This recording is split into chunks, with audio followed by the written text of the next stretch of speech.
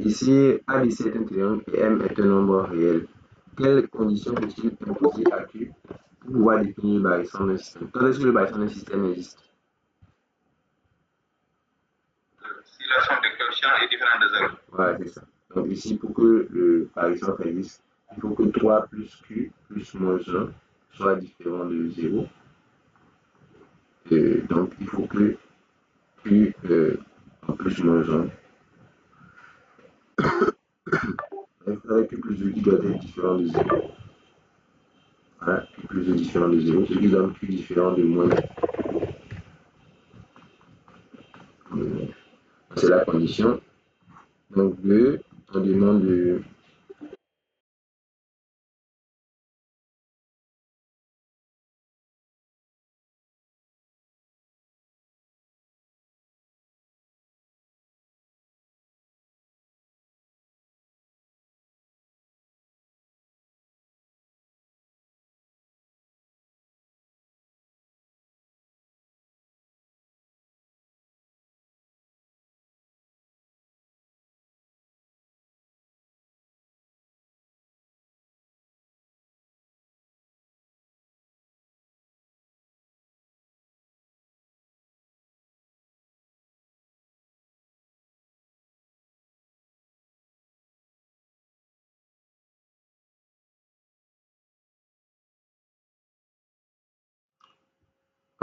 allô.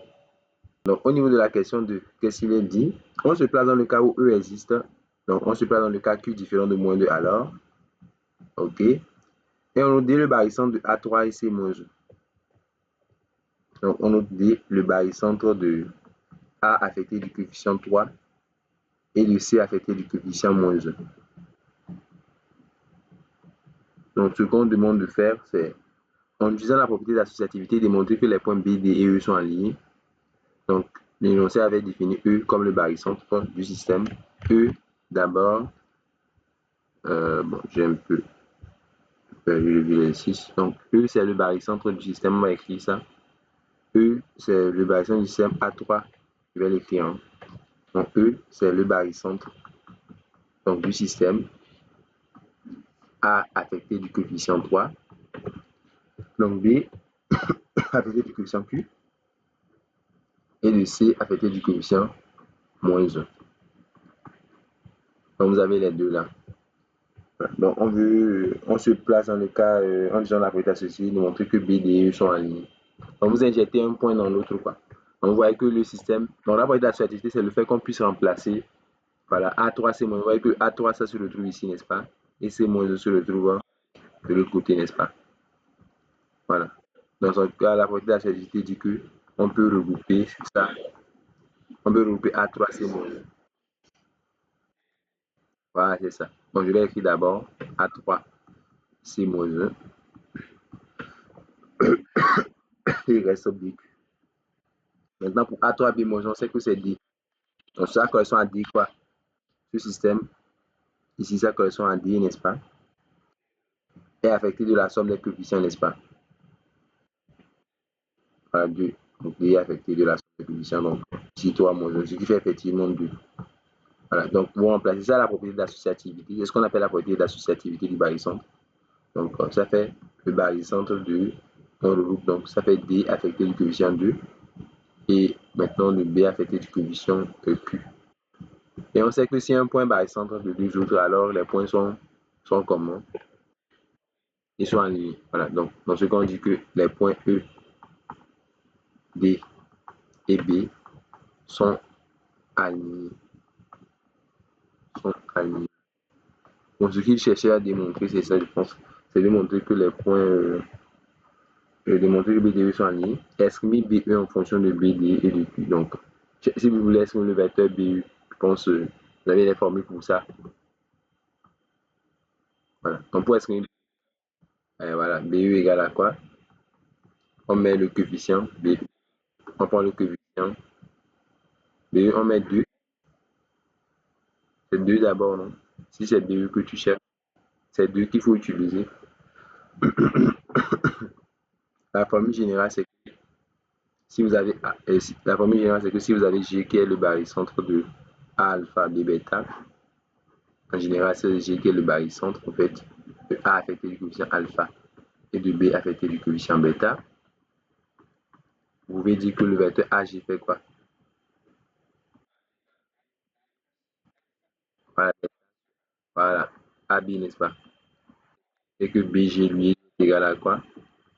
Alpha sur alpha plus bêta, c'est ça? B, A, ou bien? Hmm. Donc, si je cherche BE, c'est le coefficient de D qu'il faut utiliser. Ok? B, A, A, ok. Donc, 2, ok, on avait 2 sur quoi? 2 plus Q fois quoi? BD. D'accord. Donc, voilà. Est-ce qu'il en est de BE? Et BE en fonction de BD. Déterminer Q pour que E soit le symétrique de D. On demande de déterminer Q pour que E soit le symétrique de D par rapport à B. Voilà. Donc, déterminer Q pour que E soit le symétrique. On va essayer de le copier pour voir. Donc, ici, on demande de déterminer Q pour que E soit le symétrique de D par rapport à B. Donc, on va essayer de traduire. Hein. Si on dit E, si on écrit E, qui est le symétrique de B par rapport à D. Donc, schématiquement, il y a D, et D, c'est le milieu de quoi? Du segment E, B, n'est-ce pas?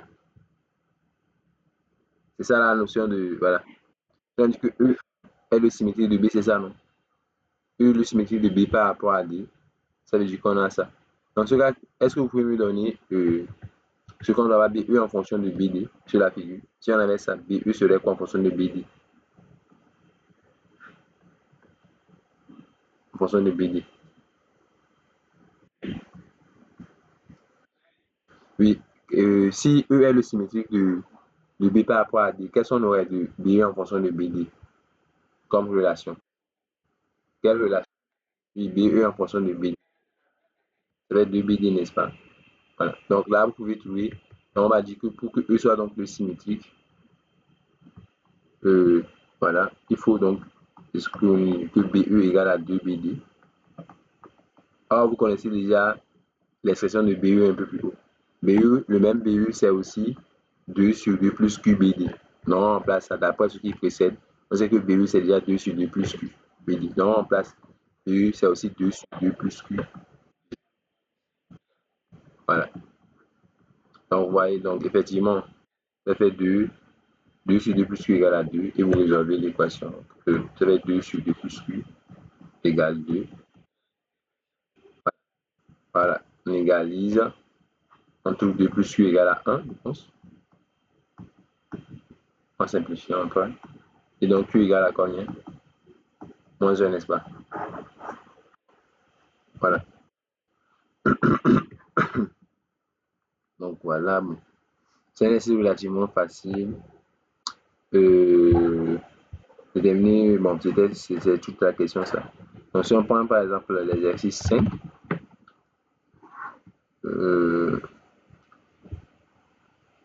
donc par rapport à l'exercice 5,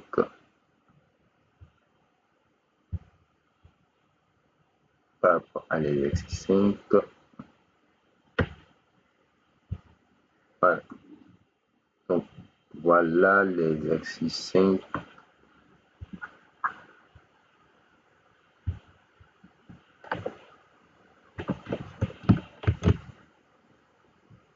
Donc bon, je pense que les propriétés sur isobaricentre et tout ça sont là. Donc ici, on se place dans un plan affine E muni d'un repère affine ABC. On note A1 le milieu de BC, B1 le milieu de CA et C1 le milieu de AB. J'ai le centre de gravité, l'isobarycentre du triangle. Bon, ouais, donc ça c'est un exercice classique sur la notion de barycentre. Évidemment,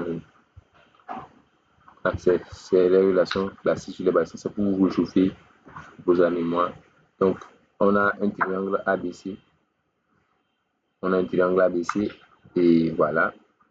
Vous avez A1 qui est le milieu de, vous avez le triangle ABC. On note A1 le milieu de BC, souvent c'est par rapport, donc c'est au niveau du côté opposé à C, je vais noter le milieu C1. Au niveau du côté opposé à A, donc BC, je vais noter le milieu A1. Au niveau du côté qui est opposé à B, je vais noter le milieu B1.